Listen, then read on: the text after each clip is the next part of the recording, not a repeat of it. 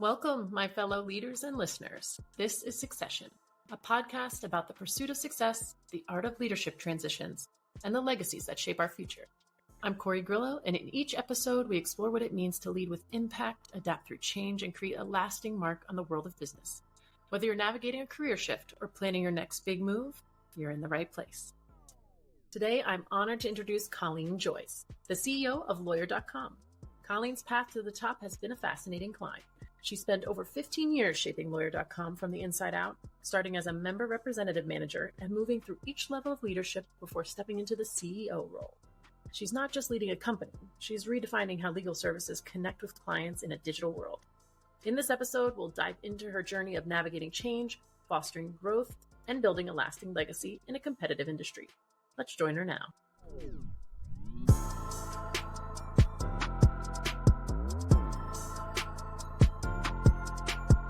Hello, Colleen Joyce. Thank you for joining us on the podcast today. Excited to have you here. Thank you so much. I'm excited to be here. I know. This is so fun. Okay. I will have so many questions for you, but just to start off for our audience, tell me a little bit about your journey from even before Lawyer.com and how it all kind of started processing for you.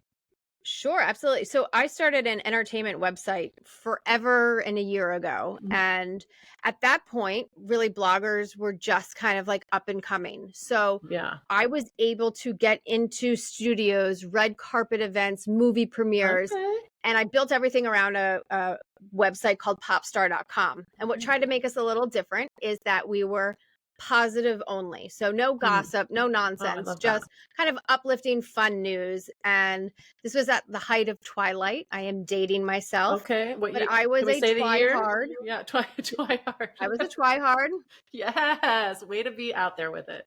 Yes. Team Edward all day, every day. Oh, okay. Controversy starting now. Exactly. And what we learned is, I'd write an article and I'd get picked up by Google News, and by noon it would have 50,000 views. Wow. And it was very interesting, we built out a team of writers, and what we learned is that in the content world, you don't generate a lot of revenue from content in that space. Right. So yes, I wrote an article and it would have 100,000 views and it would make $2. So it really wasn't very lucrative, sustainable in that sense. It was a lot of fun, don't get me wrong. Sure. Talking to celebrities, going cool places. But at that same time, we had put up a directory at lawyer.com. And this is when we thought that the internet wanted to be free. So we thought, hey, let's just put up a directory and see what happens. And interesting enough, the phone started to ring and lawyers were like, hey, listen, how can I get listed on the directory? Right. And then shortly after that, consumers started to call in being like, hey, I need a lawyer. So it was very organic how the whole... Yeah. The timing, it sounds like, was everything. Exactly. Yeah. And so you were in both worlds at the same time and then moved away from one. Both worlds at the same time. And I had a movie premiere that I was so excited to go to. Okay. Do you want to tell me I had which to one? make the choice. I forget the name of it, but it was... I'm so excited. I was so excited. Yeah. I'll keep my embarrassment level to a minimum, and I won't tell you who was going to be there. But I was like, oh my God, I have to go. But I couldn't do both. So I had to pick. Oh, that was the and moment. I made the right decision. I think. You did. Yeah. Maybe. Well, yeah. But this was, an interesting opportunity. And coming from the entertainment world where everything was glitzy and glamoury and fun and sparkly, I thought, well, man, lawyers. Is it lawyers? Not glitzy and glamoury? No. And like you're dealing with people on their worst day. True. But what we found is it's actually very rewarding. So while it wasn't as flash in the pan fun as going to a movie premiere, in time it became very rewarding to help people and to build products to help lawyers even. So I think I made a good bet. Yeah. Did you kind of know that or feel that going into it? Like, oh, this is more of a meaningful thing that can connect people or help people? Or is that something you were like, oh, you were just like, this is a good idea? And then the meaning kind of came. It was, this made more sense, right? Yeah. Because it's a business at the end of the day. Scalable. And right, exactly. So I would love to be like, yes, I had a calling. No, it was an opportunity. Yeah. And, we decided to jump in and try to build a business around it. Right. And at that time, the competition were these giant directories that had hundreds and hundreds of employees. And at that time, I was sales, I was customer service, I was support. And what made it different is I'd answer the phone 24/7 and help people. Right. And that really started to put us in a different category than the competition. Yeah. And so your role when you entered the company was what? So I started, just as doing whatever, right? Like you're As we all filling do, the gaps when you're, so it's filling the like gaps. part of the founder team. Yep, exactly. So it was what needs to get done. Yeah. Okay, Startup great, we'll culture. get it done. Mhm. And I would do it all. And to be honest, I still like to do it all Right. because it's important to know what's happening and to know where the holes are. So when I started, it was myself and our now chairman. Hmm. And we were in a room saying, okay, well, what are we going to do? How are we going to make this work? And it's a lot of, as you know, trial and error. Yeah. Okay, well, that did not work. Right. Or, okay, good. Now let's build off this success. Yeah. So I'm interested to hear then, because that's there's just a specific piece that not everybody experiences that's due to the timing when they start. Like if they're a founder or part of the founder team and then evolve and starting at a small, group, sometimes people start bigger or some people come after some growth occurs and move into the roles that you're in now. But when you're starting that small and doing everything, how hard was it for you to hand things off and step back and not oversee as closely? That was your baby, right? A little bit. The D word, delegate. How dare I? No, you know what? Early on, we had brought on some really great people and we built a family and a community. And it really helped to have people that had the same vision because it was easier to share. Now, to this day, do I like to delegate? Do I think I could probably do it better? Yeah, I will admit that. But in all actuality, I probably can't. Interesting. But then it was really nice that we had such a great core team and we had fun building it. And that's really when we started to hire, I got that excitement back, right? As like, okay, fine, we're not at a movie premiere, but like we've got a problem and we're trying to solve it. And I got that same excitement from that. Yeah. And people to help. Exactly. So, and that's a whole nother level of passion, even if you weren't looking for it, that you just get that, the stimulation, even in like the brain, the empathy, the compassion, all those things, those good oxytocin, all that stuff that keeps you moving. Exactly. But you just weren't planning for it. So it's a great momentum into the direction that was really meaningful to you. But the pain points, totally. the pain points, where were they? Oh, there's so many. Yeah. Any That's that come the good out? thing, right? Well, pain points is having the right people. Yeah. So when I started, right, I was doing, I had never really been formally in a sales role before. Never trained in sales, but every job is a sales job. So I learned quickly how to sell, and then it was hard and it's not easy getting rejected. Yeah. Not easy right? on the ego. No. It's not, No. not at all. And that was a pain point, was trying to figure out, okay, how do you move on from rejection? Or how do you build a product that you think is fantastic and then the market doesn't, right? So a lot of the pain points came with growing pains, really. It's, okay, let's try something. It didn't work. You can get super discouraged. But I think one of the best qualities I have is I say I'm like a fish. 2 seconds, I'm done. Okay, great. What's next? I don't remember it. Like, move on to the next. But it helps me kind of move over those and kind of get past those pain points. Right. Because you could harp on them if you really wanted to. Well, yeah. If I was talking to you 10 years ago, I'm sure that answer would be a lot different, because for you now, those things are I'm sure your resilience has built, and your adaptability has built so much over that time. I used to be so upset, just as trying to grow and to be a leader and a manager. I would care what people thought. And that would really impact me. Or like, I hear them talking smack and I'm like, that would like, my day would be done. But I've learned throughout the years and listening to all of the chatter, doesn't matter. And I've learned how to kind of tune all of that negativity out. So I agree 100% on that. Yeah. Is there any points in the process for you through, the whole journey that you would say to other people, like, this is when you need to reach out for help. This is something to look out for. Are there any of those things that you really remember that you're like, if I could tell somebody else before they go through the process, what would be helpful? Yeah, I think in really any job, in any career you pick, you have those moments like, why am I doing this? Right? Like, is this really worth it?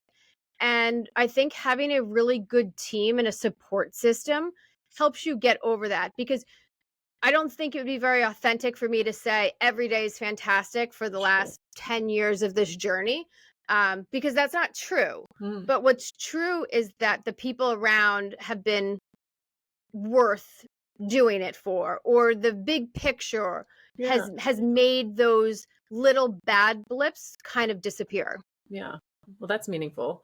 I think then for people that are not quite ready to delegate or not quite ready to invest in their team, maybe to think of it a little bit more ahead of time than they even would like in some aspects, because it sounds like those supports really kept you afloat at times that you probably would have pivoted.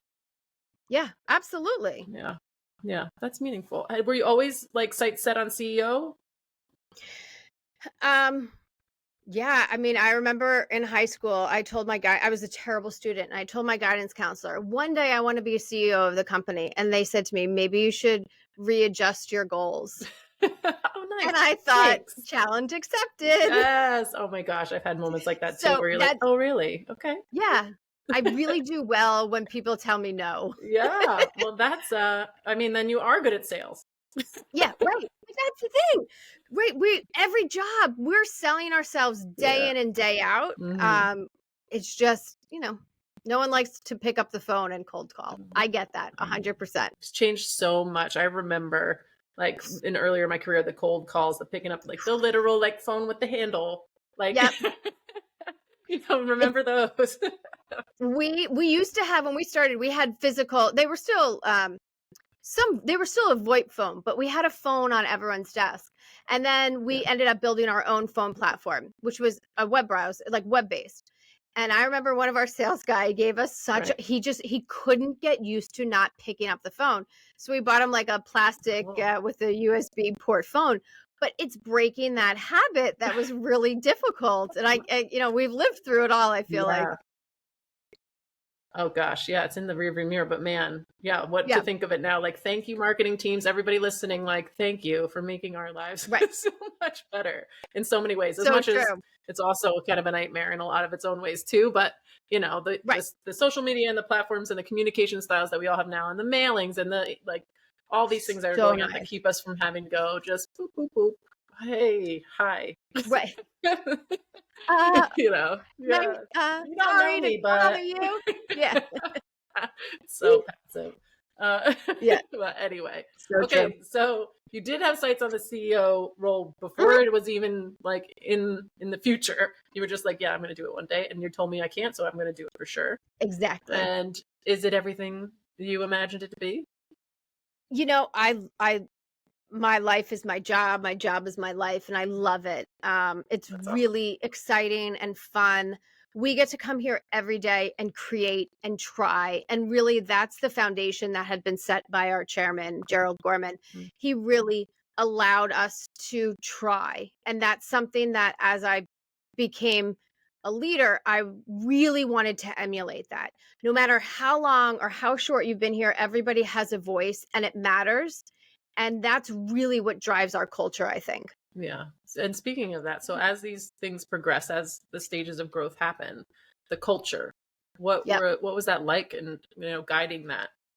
So I don't know if you remember, but Zappos used to put out like a culture book. So I ordered it early on, and I was like, oh, great. This is what our culture is. And that's not how it works, as one of my team members would continually tell me. You can't read a book and make it happen? Like, you don't just tell people what your culture is. And I think that's a big misnomer out there, where it's like, okay, this is what I want my business to be. It's really, that's interesting. Your culture evolves, and ours has, and it's been fantastic. It's been terrible. It's been everything. But it really is about how you're leading the company. And that all trickles down. You can't just say, this is what we are. You have to actually be that. And then it changes. And I've definitely learned that the hard way a few times over. Yeah. Any tips you can give us? I think, sitting down, and I know people talk about sitting down and it's like, what is your mission, right? What is it that you are trying to put out there? And then how can you live that, right? How can you showcase that that's what you're doing? And then from there, make sure that you have the buy-in from everybody. Because if people aren't bought in, then they're not the right people. And then you have to find the people that are ready to buy into that mission and that they feel that same passion to drive home that goal. Mm. I love this conversation because it's so important. And especially as you go through different iterations, even just saying like my culture wasn't always great. My culture evolves. No. It was wonderful. And it's kind of like, Yeah. when I step into an organization, it's often like, it's always very similar to family dynamics. And Yeah. every person in your family is evolving at a different rate, different time, different life experiences. They're all under the same roof, but they do not have Totally. the same expectations. And even as time progresses, right? When you start with somebody in the early stages and then 5 years later, who they are, Yeah. what's their priority, what they want to become within the organization or even within their own lives has changed. So how do you Yeah. speak to a group of people that are ever changing? And what you're talking about and touching on of having those core values at Yeah. the beginning, the end, the middle, every step of the way that everybody can go to and say, this doesn't change. And if you're Yeah. aligned with it, then it won't change for you either. So we can Right. always figure out how to build off of that in a new iteration, but with the same Yeah. mission and vision, right? So it's so No, important. that you nailed it. It's tough because we as people change, right? And that's normal and that's okay. And that Totally. change is going to impact how you are at work, right? And your job. Mhm. And if you have those core values, then at least you have that North Star to go to. That's right. Yeah. And I mean, it's not even something only with corporations. It's just when I work with individuals and they're trying to figure out where they Yeah. want to be or where they want to move or what company they want to invest in or work for. It's the same thing you would go back to. Yeah. It's like, but have you named that for yourself? Do you even know what that looks like? And even when you're starting a company, like everybody's like, I got a Yeah. great idea. I want to this is what I want to do. I want to accomplish. Great. But what do you see at the core of all these things? Like, how would you actually talk to people to believe in whatever you're Right. believing in right now?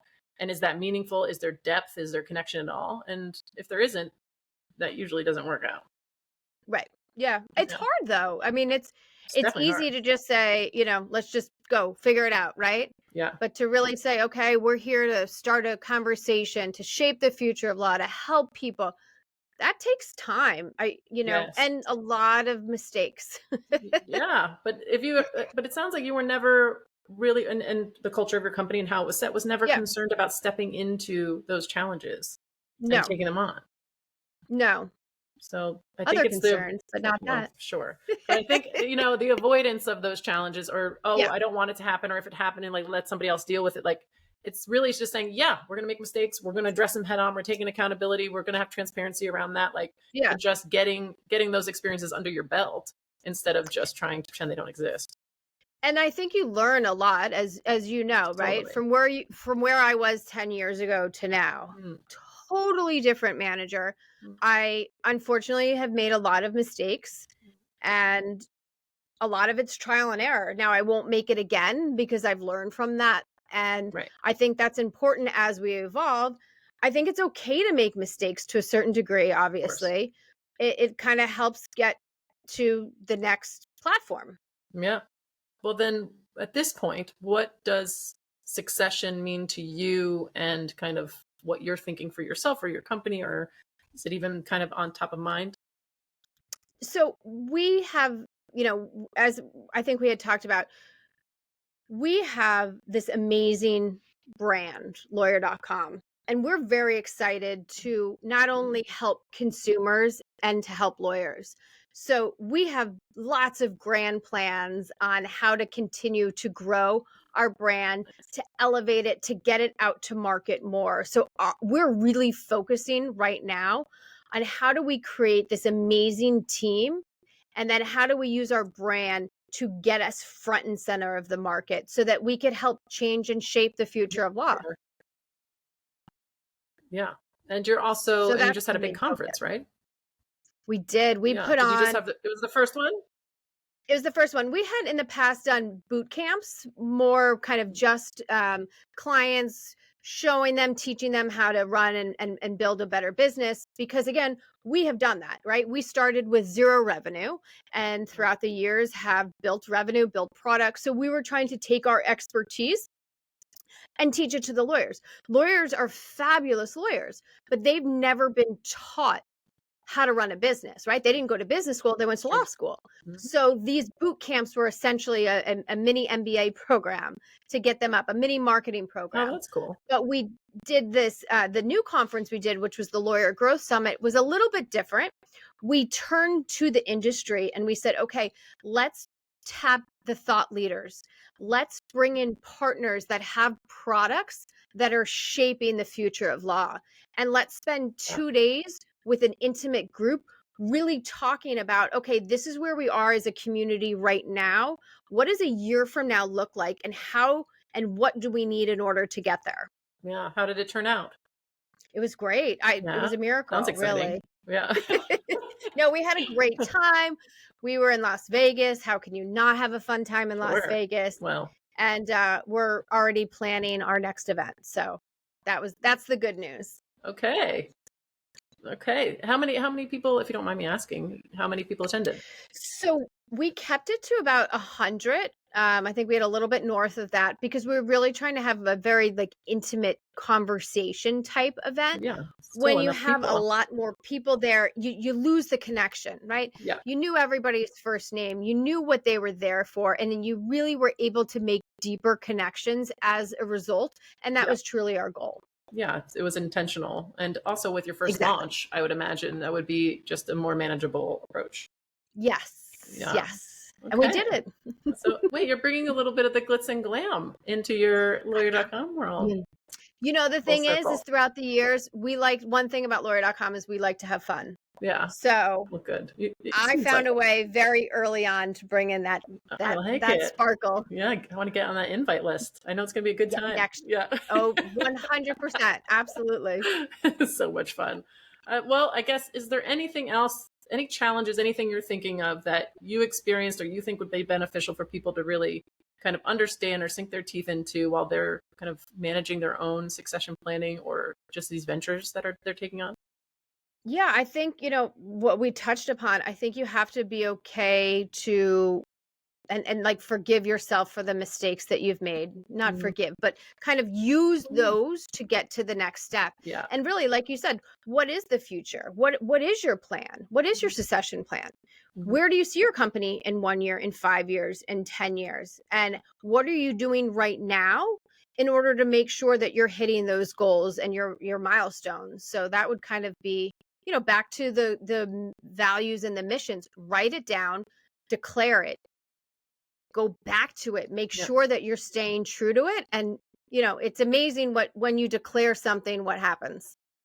Yeah, I think it's just so darn interesting because you lose sight of it along the way. And sometimes you don't realize you lose sight of it because you're in the mix of so many things. You kind of lose track of that mission, and not intentionally, not like you got so far off track, but sometimes I always find that companies are so looking at the numbers and they're so focused on, the next, acquisition or, how to drive this to the bottom line. And they're forgetting about all of the intricacies that have to move with you. And that's me. So I know it 100%. Yeah, it's so hard sometimes, but really taking those moments, you're right though. Just checking in, making sure you're not too far off the mark, how it aligns. And also, I think also with accepting those challenges and mistakes, we make a lot of projections. They're projections.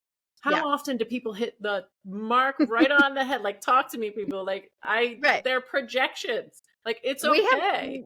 We have 3 sets of projections because I can't help myself. I see that shiny star. I'm like, done. We're doing it. And then it's the next month, I'm like, well, maybe we're doing it. Yeah. And it's life still has to happen. It does. We're not functioning in a vacuum here, but having that real, of course you want to, move as close as you can get, shoot for the moon and up among the stars kind of thing. And you want to make sure you're functional and healthy as a company. But at the same time, you gotta ebb and flow, you gotta bob and weave, you gotta be agile. And if you can't, if you're just crushed every time it's off the mark a little, then you're in for a long haul. Like, Yeah. because it's a lot of that. No, it's true. Yeah. It's very, very true. Yeah. So I have no doubt that your resilience has played such an epic role in your leadership development and also how you lead the company. So it's awesome to see. Well, thank you very much. I appreciate that. Yeah. Well, thank you. I mean, I could keep talking to you forever, but we'll stop here. Okay. But I would love to talk to you more, and keep me posted on everything going on with lawyer.com and all the good things. I'm so excited. Will do. I appreciate it. Thank you so much. Of course. We'll talk soon. All right. Thank you. Yes. All right. Bye. Bye now. And before we go, a big thank you to all our listeners for tuning in today. We hope you found some valuable takeaways to help you with your own leadership journey. Don't forget to subscribe so you never miss an episode. And if you're ready to dive deeper into your own succession strategy, or you want to be a guest on the show, reach out and email us at ask@korigrillo.com. Remember, great legacies are built on smart strategies. Keep leading forward, my friends, and we'll talk soon. Bye.